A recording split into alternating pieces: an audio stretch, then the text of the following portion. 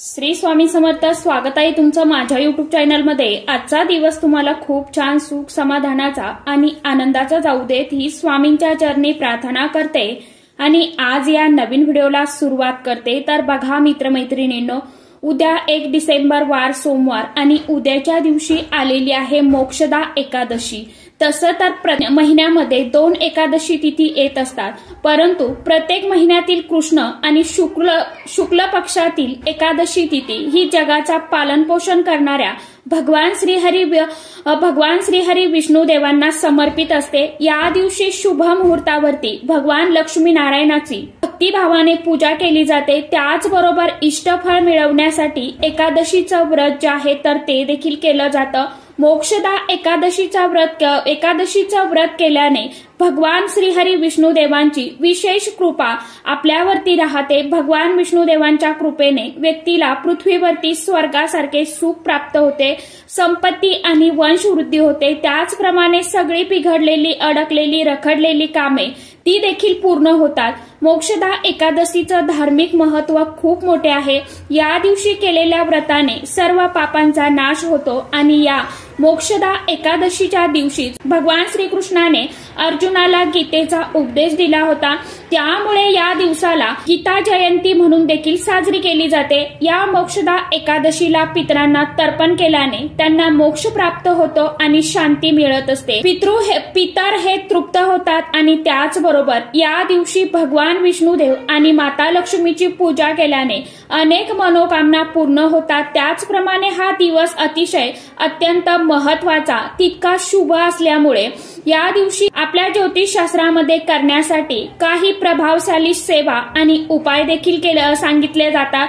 तर त्याचमुळे आजच्या व्हिडिओमध्ये मी तुम्हाला असाच एक अत्यंत प्रभावशाली उपाय सांगणार आहे. उद्या सोमवार मोक्षदा एकादशीला तुम्ही उपवास नाही केला तरी देखील चालेल, परंतु सकाळीच आपल्याला आपल्या घरामध्ये एका झाडाचं पान जे आहे तर हे पान आणायचं आहे. हे पान आणल्याने 7 पिढ्यांचं दारिद्र्य नष्ट होईल. कितीही कठीणातील कठीण इच्छाही तुमची पूर्ण होईल. कोणताही शत्रू तुम्हाला त्रास देणार नाही. पितृदोष हा देखील दूर होईल आणि घरामध्ये अखंड माता लक्ष्मी नांदेल.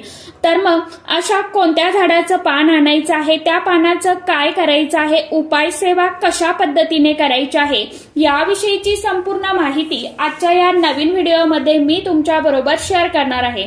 त्यामुळे तुम्ही हा व्हिडिओ स्किप न करता शेवटपर्यंत नक्की बघा. चॅनलवरती तुम्ही जर हा व्हिडिओ पहिल्यांदा बघत असाल तर चॅनलला आवर्जून सबस्क्राईब करा आणि असेच नवनवीन माहितीपूर्ण व्हिडिओ बघण्यासाठी समोरील बेल आयकॉनलाही प्रेस करा. त्यामुळे काय होईल, जेव्हा कधी मी नवीन व्हिडिओ अपलोड करेल तर सर्वात अगोदर त्याचं नोटिफिकेशन तुम्हाला मिळेल आणि तुम्ही एकही व्हिडिओ मिस करणार नाही. तर बघा मित्रमैत्रिणींनो, उद्या सोमवार आणि उद्या एकादशीला आपल्याला सकाळी 12 वाजण्याच्या अगोदरच ह्या एका झाडाचं पान जे आहे तर ते आपल्या घरामध्ये घेऊन यायचं आहे.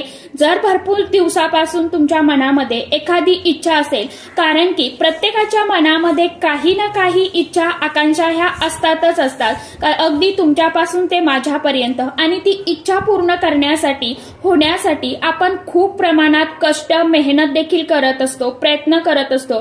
परंतु कधी कधी कितीही प्रयत्न केला, कितीही काबड कष्ट केले तरी सुद्धा आपल्या मनातील जी काय एखादी इच्छा आहे तर ती पूर्ण होत नाही. आपल्या त्या प्रयत्नांना यश मिळत नाही.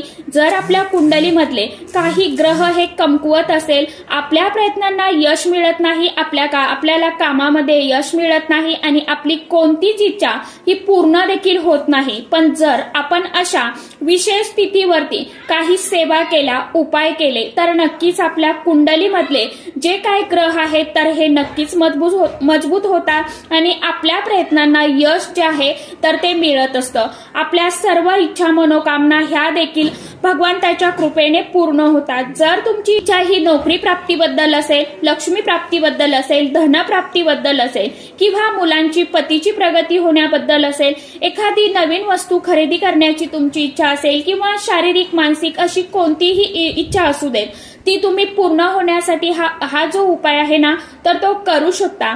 किंवा तुम्हाला एखाद्या व्यक्तीचा सतत त्रास होत असेल, ती व्यक्ती तुमचा शत्रू असेल आणि त्या व्यक्तीमुळे तुमच्या जीवनामध्ये अडचणी अडथळे येत असतील, तुमची महत्वाची कामं आहेत तर ते बिघडत असतील, तर असा कोणताही शत्रू त्रास, पितृदोष हा देखील दूर होण्यासाठी हा उपाय अतिशय अत्यंत खूप प्रभावी मानला जातो। हा उपाय केल्याने गुप्त शत्रू हा देखील नष्ट होतो। त्याचप्रमाणे या उपायाने घरातील सर्व आर्थिक समस्या ज्या काय असतील, जसं की पैशाविषयीच्या अडचणी ह्या देखील दूर होतात। घरात पैसा येण्याचे सर्व मार्ग हे देखील मोकळे होतात। हा उपाय करण्यासाठी आपल्याला उद्या मोक्षदा एकादशीला सकाळी लवकर उठायचं आहे, स्वच्छ स्नान करायचं आहे, आंघोळीच्या पाण्यामध्ये चिमूटभर हळद आणि थोडंसं गाईचं कच्चं दूध जे आहे तर ते देखील घालायचं आहे आणि या पाण्याने स्वच्छ स्नान करायचं आहे। हळद घालून स्नान केल्याने माता लक्ष्मीचा अखंड कृपा आशीर्वाद हा आपल्याला लाभत असतो आणि आपलं मन, शरीर आणि हा देखील पवित्र आणि शुद्ध होतो। यानंतर स्वच्छ कपडे परिधान करून आपल्या देवघरातील देवांची रोजचं आपलं जे काही नित्यपूजा आहे, सेवा आहे तर ती तुम्हाला करून घ्यायची आहे। धूप दीप लावून घरातील वातावरण जे आहे तर ते अगदी प्रसन्नमय करायचं आहे आणि यानंतर लगेचच तुम्हाला हा जो उपाय आहे तर तो करायचा आहे। जेवढ्या सकाळी तुम्हाला हा उपाय करणं शक्य होईल तेवढ्या सकाळी हा उपाय तुम्ही नक्की करण्याचा जास्तीत जास्त प्रयत्न करा, कारण की सकाळी सकारात्मक लहरी ह्या खूप जास्त प्रमाणामध्ये सक्रिय झालेल्या असतात आणि म्हणून या वेळेमध्ये आपण हा उपाय जर केला तर या उपायांचा आपल्याला कितीतरी खूप अधिक पटीने फळ जे आहे तर ते मिळत असतं। आणि जर तुम्हाला अगदी सकाळी नाही शक्य झालं तर मग तुम्ही सकाळी अगदी दुपारी 12 वाजेपर्यंत हा उपाय जो आहे तर तो करू शकता, कारण की आपल्या वास्तुशास्त्रामध्ये अशी काही झाडं झुडपं सांगितली जातात की त्यामध्ये साक्षात देवी देवता ज्या आहेत तर त्या निवास करतात। त्या झाडापैकी एक दैवी शक्ती असलेलं आणि विशेष स्थितीवरती त्या झाडाची पूजा केल्याने आपल्याला ती दैवी शक्ती जी आहे तर ती लाभत असते आणि आपल्या आयुष्यामध्ये अनेक सकारात्मक बदल जे आहेत तर ते घडून येतात आणि त्याचा आपल्याला खूप चांगला लाभ परिणाम जो आहे तर तो बघायला मिळत असतो। तर अशाच वनस्पतीमध्ये एक वनस्पती आहे ती म्हणजे तुळस। एकादशीच्या दिवशी तुळशीला खूप जास्त महत्व दिलं जातं।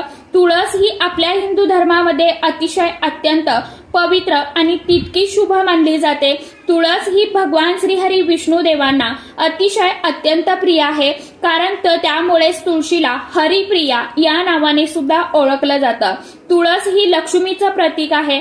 तुळशीमध्ये साक्षात माता लक्ष्मी वास करते आणि एकादशी हे व्रत भगवान विष्णू देवांना समर्पित आहे आणि म्हणून एकादशीचं व्रत हे तुळशीच्या पूजेशिवाय पूर्ण होत नाही। ज्या घरात तुळशीचं रोप असतं तिथे वास्तुदोषाचा प्रभाव हा कधीच राहत नाही आणि त्या घरात नेहमी सुख, समृद्धी, ऐश्वर्य, वैभव हे टिकून राहते। आता हा उपाय करण्यासाठी आपल्याला एक तुळशीचं पान जे आहे तर ते लागणार आहे, परंतु एकादशीच्या दिवशी तुळशीची पानं, मंजिरी ही जी आहे तर ती तोडली जात नाही, म्हणून आपल्याला हा उपाय करण्यासाठी आजच तुळशीची पानं जी आहे तर ती घरी आणून ठेवायची आहे, तोडून ठेवायची आहे, किंवा तुळशी खाली जर गळून पडलेलं एखादं पान असेल, खाली हवेने पडतात बघा, तर ती पानं तुम्हाला घ्यायची आहे, कारण की तुळशीची पानं ही कधीही शिळी होत नाही किंवा तुम्ही आदल्या दिवशी ही तुळशीची पानं आधी तोडून ठेवू शकता। आता हा उपाय करण्यापूर्वी सर्वप्रथम तुम्हाला तुळशीजवळ एक दिवा जो आहे तर तो लावायचा आहे। इथे एक सांगेन, आज देखील रविवार आहे तर आजच्या दिवशी ही तुळशीला पाणी आणि तुळशीची पानं, मंजिरी जी आहे तर ती तोडली जात नाही, तर शक्यतो करून तुम्हाला उद्याच्या दिवशी तुळशीजवळ जी काय पानं पडलेली आहे खाली तर ती पानं तुम्हाला वेचून घ्यायची आहे, स्वच्छ धुवून पुसून काढायची आहे आणि नंतर उपायासाठी आपल्याला ती वापरायची आहे। हा उपाय करण्यापूर्वी सर्वप्रथम तुम्हाला तुळशीजवळ एक दिवा लावायचा आहे, धूप लावायचा आहे, अगरबत्ती लावायची आहे आणि यानंतर तुम्हाला हा जो उपाय आहे तर तो तुम्हाला करायचा आहे। एक तुळशीचं पान घ्यायचं, स्वच्छ धुवून काढायचं, यानंतर हळदी आणि कुंकू, थोडंसं गुलाबजल किंवा गंगाजल तुमच्याकडे असेल तर ते मिक्स करून त्याचं तुम्हाला एक गंध तयार करायचा आहे, एक काडी घ्यायची आणि त्या काडीच्या सहाय्याने त्या तुळशीच्या पानावरती तुमची जी काही इच्छा आहे मनामध्ये तर ती तुम्हाला अगदी 1-2 शब्दामध्ये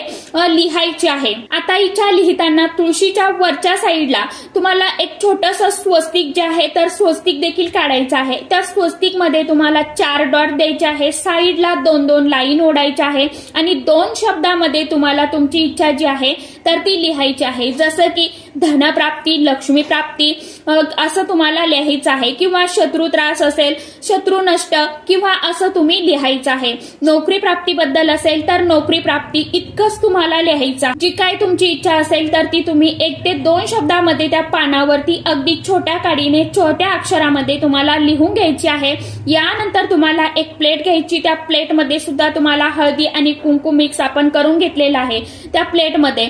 तर एका प्लेटमध्ये तुम्हाला स्वस्तिक काढायचं आहे, स्वस्तिक डॉट द्यायचे आहे, 4 साईडला 2-2 लाईन ओढायच्या आहेत, तेव्हाच ते स्वस्तिक पूर्ण होतं। त्यानंतर त्या स्वस्तिक वरती तुम्हाला मुठभर अखंड तांदूळ ठेवायचे आहे। त्या तांदूळावरती तुम्हाला 1 रुपयाचा शिक्का जो आहे तर तो ठेवायचा आहे। त्या शिक्क्यावरती हे तुळशीचं पान जे आहे तर ते ठेवायचं आहे, आपण इच्छा लिहून घेतलेलं। आणि त्या 1 रुपयाच्या शिक्क्यावरती तुम्हाला त्या पानावरती 2 अखंड फूल असलेल्या लवंगा ज्या आहेत तर त्या ठेवायच्या आहे। या माता लक्ष्मीला खूप प्रिय असतात। यानंतर ही जी प्लेट आहे तर ती आपल्याला आपल्या देवघरामध्ये माता लक्ष्मीच्या समोर आणि भगवान विष्णुदेवांच्या समोर ठेवायची आहे। त्या पानाला देखील आपल्याला हळदी, कुंकू, अक्षदा, फूल अर्पण करायचं आहे, धूप, दीप, अगरबत्ती ओवाळून घ्यायची आणि तिथे बसूनच तुम्हाला 1 वेळा विष्णू सहस्रनामाचं पठण करायचं आहे किंवा मग 108 वेळा ओम नमो भगवते वासुदेवाय नमः या मंत्राचा जप करायचा आहे। यानंतर आपल्याला दोन्ही हात जोडून भगवान श्रीहरी विष्णुदेवांना आणि माता लक्ष्मीला आपल्या मनातील जी काय इच्छा आहे आपण त्या पानावरती लिहिलेली तर ती पूर्ण होण्यासाठी प्रार्थना करायची आहे।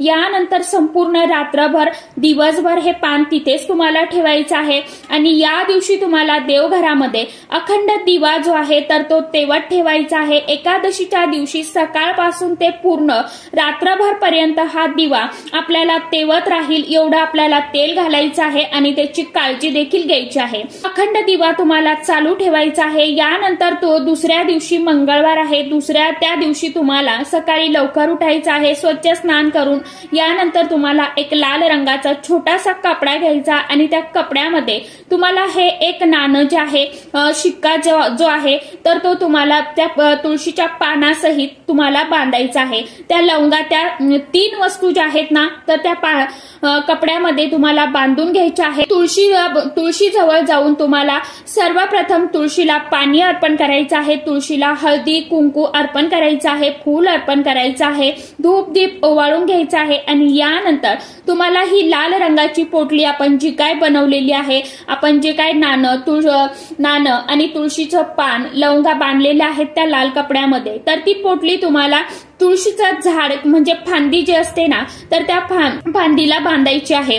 दररोज जेव्हा तुम्ही तुळशीची पूजा करणार आहे, तुळशीला पाणी अर्पण करणार आहे त्यावेळी तुमची जी काही इच्छा आहे तर ती तुम्हाला व्यक्त करायची आहे। तुळशी मातेला लवकरात लवकर तुमची इच्छा पूर्ण होण्यासाठी मनोमन प्रार्थना करायची आहे, कारण की नक्कीच मार्गशीर्ष महिना हा संपेपर्यंत तुमच्या मनातील जी काही इच्छा आहे तर ती भगवान श्रीहरी विष्णुदेवांच्या कृपेने आणि माता लक्ष्मींच्या कृपेने पूर्ण होईल आणि तुमच्यावरती भगवान श्रीहरी विष्णुदेवांचं कायम वास्तव्य राहील, कृपाछत्र राहील। तुमच्या मनातील इच्छा पूर्ण होईल त्यावेळी ती पोटली तुम्हाला सोडून घ्यायची आहे, उचलून घ्यायची आहे आणि ती वाहत्या पाण्यामध्ये तुम्हाला प्रवाहित करायची आहे।